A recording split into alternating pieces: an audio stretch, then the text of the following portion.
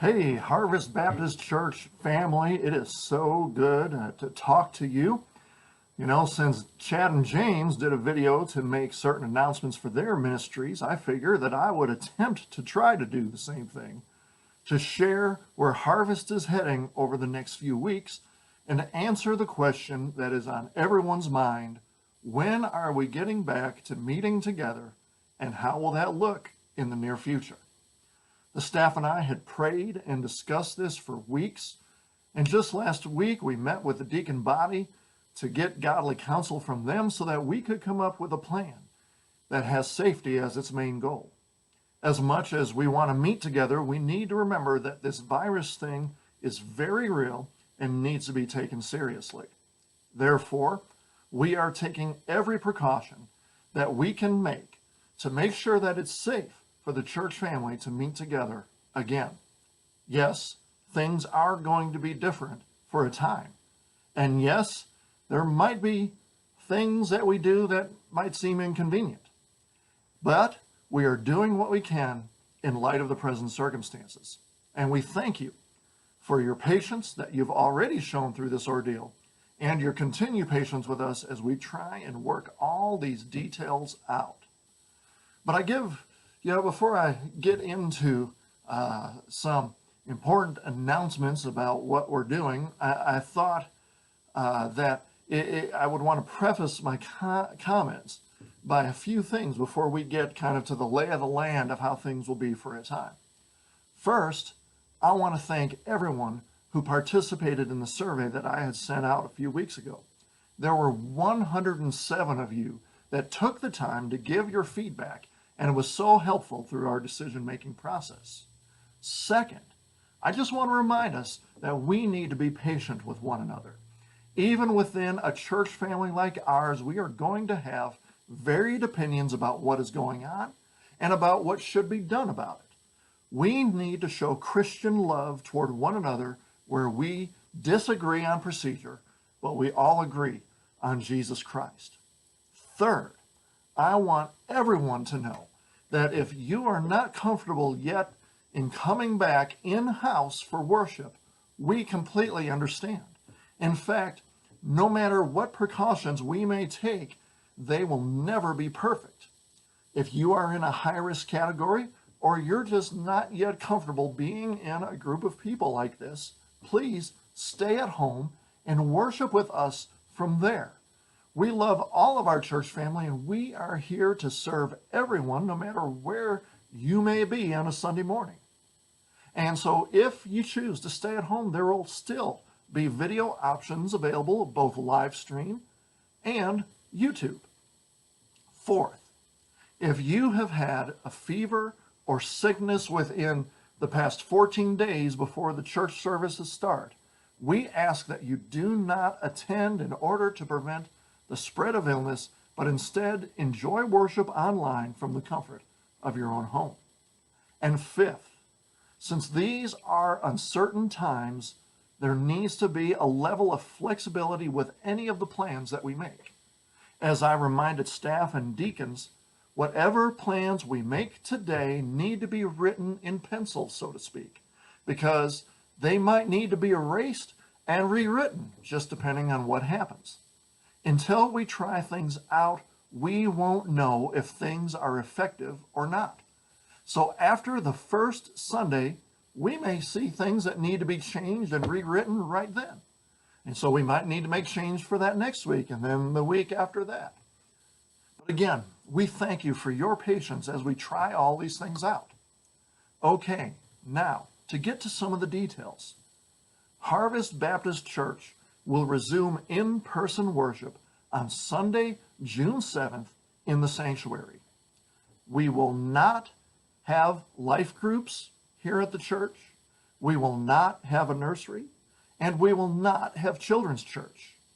For now, we will only be doing Sunday morning services in the church building, and so our Wednesday evening Bible studies will still be done through video.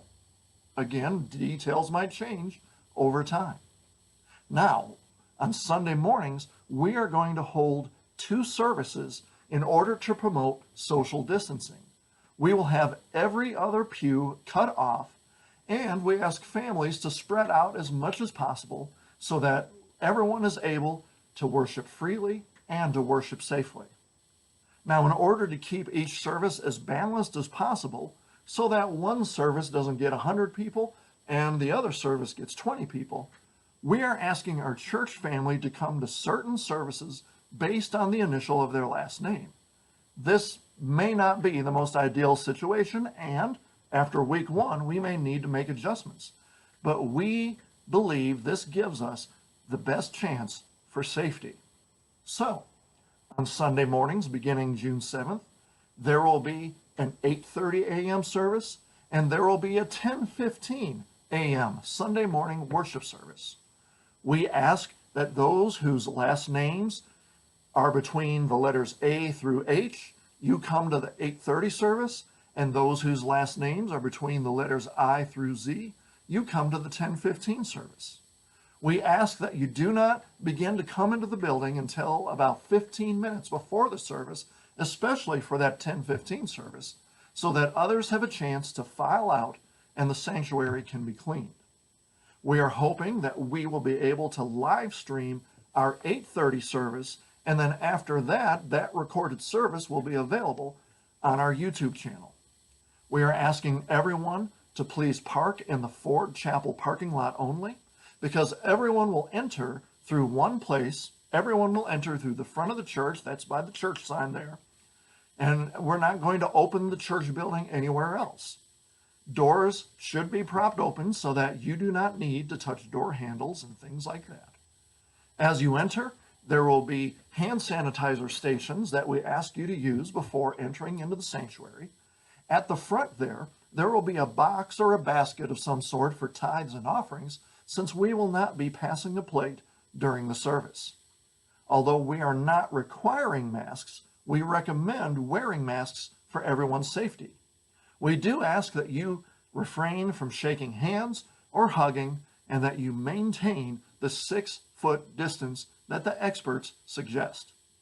Again, every other pew is going to be taped off. We ask as much as possible, as you sit in a pew, that you do so in such a way that maybe others aren't directly in front of you, even being 2 pews up, just as an added precaution. If that is unavoidable, then that is unavoidable. But we're just trying to take what precautions we can. At the end of each service, we will not be doing a normal invitation. There will be decision cards at the end of the pews that people will be able to fill out and place in a basket that will be located on the stairs to the stage. A staff member will follow up with all of those cards to follow up with those decisions and help and counsel that person in whatever it is they may need. Then after the service is done, all the doors and exits will be open, including the front area and then the exit that goes out into Ford's Chapel. And there will be sanitizing stations at all the exits that you can use on your way out. We just ask that while people are filing out, that you please maintain a safe 6-foot distance from those in front of you. Now, for these 2 services, we are in need of volunteers to help direct people at the beginning of the service, and then a group of people to help wipe things down after each of the services. Please contact one of the staff members if you are able to volunteer and help in any way, and we will provide masks and gloves for our volunteers. Again, so much of what I've said is very fluid, and there is no doubt that changes will probably need to be made, but we will try this out at the beginning. We thank you for your help. We thank you for your prayers. We thank you for your patience. And we just ask that you be constantly on the lookout for further information that will come through email, that will come through social media. And most importantly, we look forward to seeing you in person again. But let's do so safely. Thank you so much for listening. Have a great, godly day.